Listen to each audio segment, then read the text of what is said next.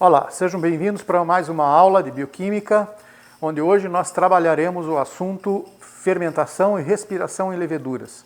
Trata-se de um assunto aparentemente fácil, fácil de ser executado, inclusive, mas com uma riqueza conceitual muito grande e de extrema importância para a compreensão das vias metabólicas principais envolvidas nos diferentes tipos de metabolismo aeróbico e anaeróbico em todos os seres vivos. Sejam bem-vindos.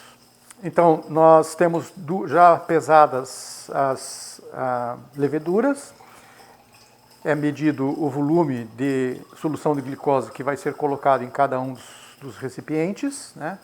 E uma vez que essa solução é colocada, imediatamente é disparado o cronômetro do início do processo de crescimento, porque essas leveduras iniciarão a utilização dessa glucose da solução como alimento para o crescimento. Tá?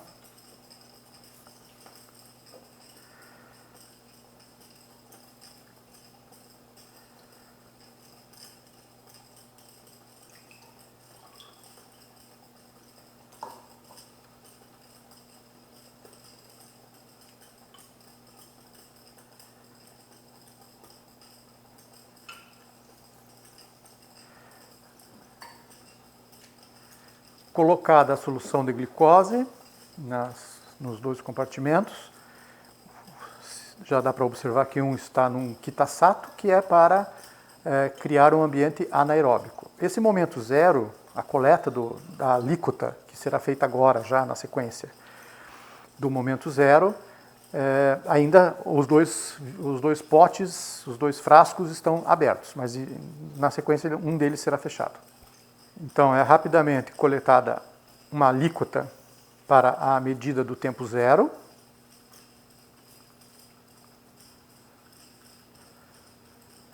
E, imediatamente, já essa amostra vai ser submetida, lacrada, né, com uma rolha e submetida ao vácuo, para que ela fique num ambiente completamente anaeróbico. É ligada a bomba de vácuo e a amostra aeróbica também, depois, na sequência, será coletada uma alíquota. Esse tempo zero, ele não necessariamente é zero, aliás, ele não é zero, de fato, nós falamos tempo zero, é um tempo inicial. O ideal é que você meça qual foram os tempos gastos. Então, por exemplo, para esse anaeróbico já é um tempo de 1 minuto e meio, mais ou menos, que foi demorado para se fazer a coleta, né? E essa do ambiente aeróbico é uma alíquota que está sendo coletada com cerca de 2 minutos e meio, 3 minutos depois de adicionada a solução de glucose. Essas alíquotas serão utilizadas para centrifugar, para baixar as células, e nós podermos medir, mensurar a concentração de glucose que restará no sobrenadante.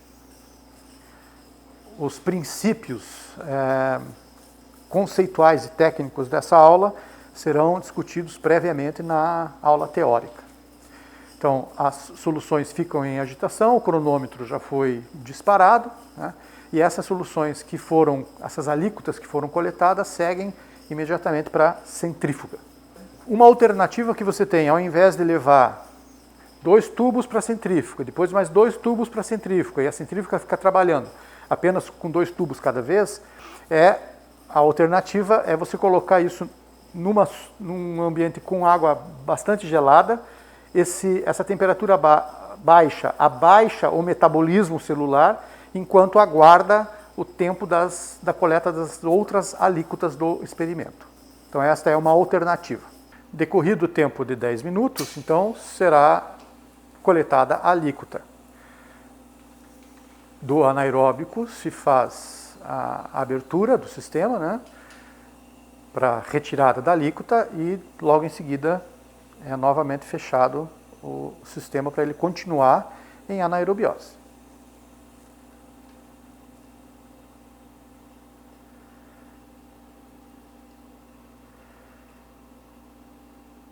e, subsequentemente, realizada a coleta da alíquota do metabolismo ou das leveduras que estão crescendo em regime aeróbico.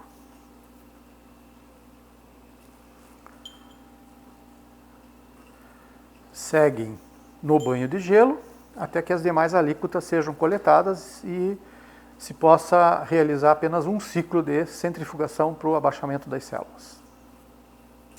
Decorrido o tempo de 20 minutos, são coletadas as alíquotas do ambiente anaeróbico e depois do ambiente aeróbico. O ideal é que sempre se siga a mesma ordem, não importa por onde você resolva começar, para que a diferença entre os tempos seja mantida em todos os... entre os tratamentos aeróbico e anaeróbico, a diferença de coleta de uma alíquota para outra seja sempre igual. Né? Então você sempre tem o mesmo erro em todos os tempos.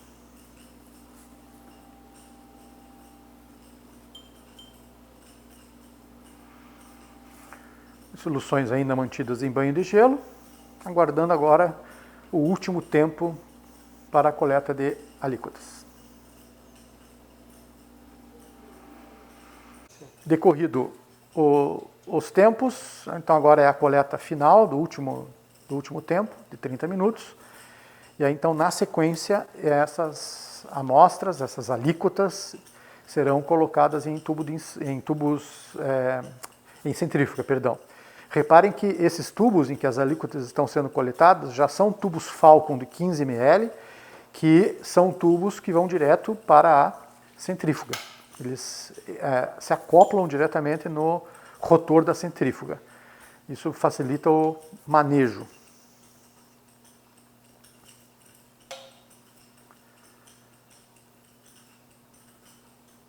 Então os tubos são encaixados, né, nos adaptadores do rotor e centrifugados. Como as células são grandes, é fácil, você pode usar uma força centrífuga pequena em um tempo relativamente curto. 1.500, 2.000 rotações por minuto, por cerca de 5 minutos já é o suficiente. Os tubos têm que ser bem encaixados para que o rotor não entre em desequilíbrio enquanto gira.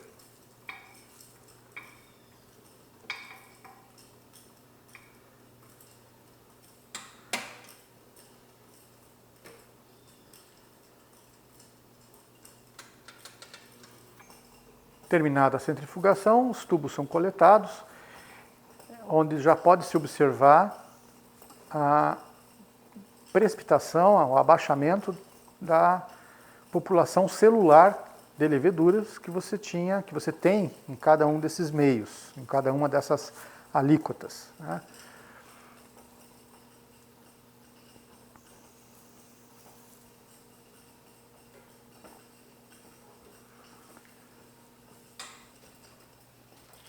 Esses tubos são abertos, são coletadas alíquotas de cada um deles,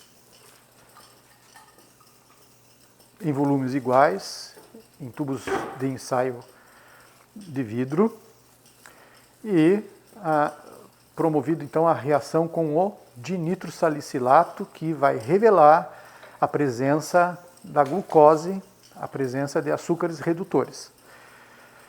Portanto, é esperado que nos tempos iniciais você tenha concentrações maiores de glucose, né? E ao decorrer do tempo essas leveduras foram se alimentando dessa glucose, então a gente espera encontrar uma concentração de glucose decrescente ao longo do tempo. Para os dois tratamentos, vamos verificar isso através da reação com o dinitrosalicilato para açúcares redutores.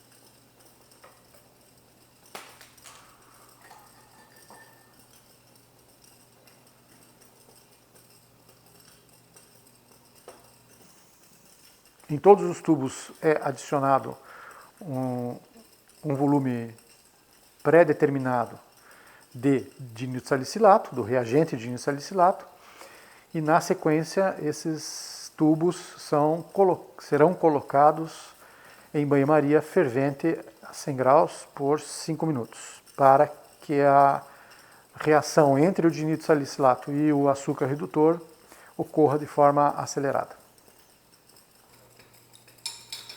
O banho-maria já estava em temperatura fervente antes, e os tubos então são incubados por 5 minutos.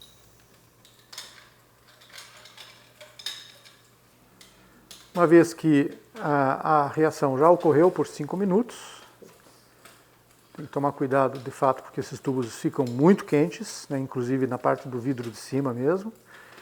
E ao retirar esses tubos, é preciso também, antes de colocar a água destilada, aguardar uns minutinhos para que os tubos, eles não precisam esfriar, ficar à temperatura ambiente, mas eles não podem estar numa temperatura muito alta, porque aí o choque de risco térmico de quebrar o tubo aumenta. Então a gente espera uns minutinhos antes de adicionar os 6,5 ml de água em todos os tubos, para depois seguir para a determinação espectrofotométrica das absorbâncias de cada uma das soluções.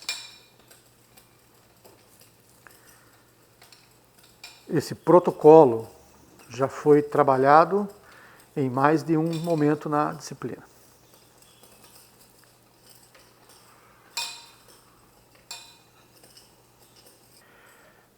A água está sendo adicionada em todos os tubos, para então as soluções serem levadas ao espectrofotômetro.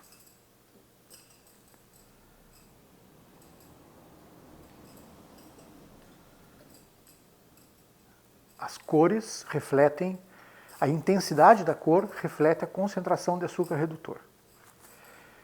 Como nós temos uma dificuldade de aferição pelo visual apenas, então nós utilizamos o espectrofotômetro para aferir com mais precisão, com muito mais precisão, a intensidade da cor. Nós então zeramos o aparelho com o branco, a absorbância é zerada, para ser descontado a cor do reagente de dinito-salicilato, que é esse amarelo, né? Então essa cor é descontada do que nós vamos medir. E aí em seguida dá-se início à determinação dos valores de absorbância de todas as soluções.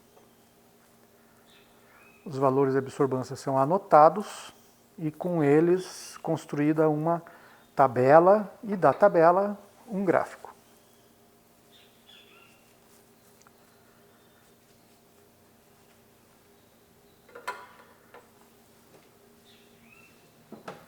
Com as absorbâncias determinadas, nós plotamos isso em uma tabela e dessa tabela então nós derivamos um gráfico.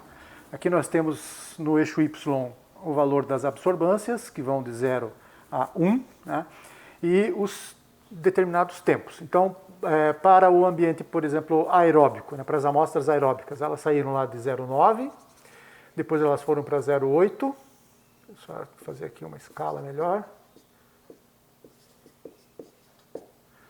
0,828, depois 0,372, 0,253. Então, a curva do crescimento aeróbico foi essa. E depois nós plotamos a curva do crescimento anaeróbico, que é um pouquinho abaixo aqui. Teoricamente isso aqui é igual, né, porque está dentro de um, digamos, de um erro, né, de um erro padrão ou de um desvio padrão comum, né, porque elas foram coletadas em tempos ligeiramente diferentes, então elas dão um pouco essa diferença, mas é pequena, ela não é significante. Então ela pode ser considerada a mesma coisa. E aí os demais valores, então no tempo de 10 minutos ficou em 0,600, no tempo de 20, 0,484, e no tempo de 30, 0,402. Caiu menos. Então, o que a gente observa? Que ela cai mais rápido, mas no final do processo,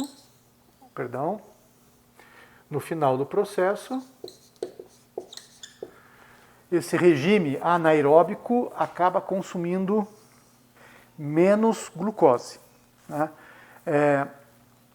Existe um motivo para isso, plenamente explicável, mas eu gostaria que vocês compreendessem e exercitassem o porquê isso aconteceu. Lembrando da aula teórica, um processo de fermentação, ele demanda muito mais energia, cerca de 18 vezes, de 15 a 18 vezes mais energia, né? O consumo no aeróbico do que do aeróbico. Então, uma célula em ambiente anaeróbico, ela é obrigada a consumir muito mais energia. Mas se ela é obrigada a consumir muito mais energia, por que ela aqui consumiu menos? Então, esse aparente paradoxo, essa aparente contradição, eu gostaria que vocês fizessem constar e a gente pudesse discutir isso no nosso ambiente de ensino. Essa foi a aula de fermentação e respiração em leveduras e a discussão será continuada através dos nossos momentos síncronos. Até lá.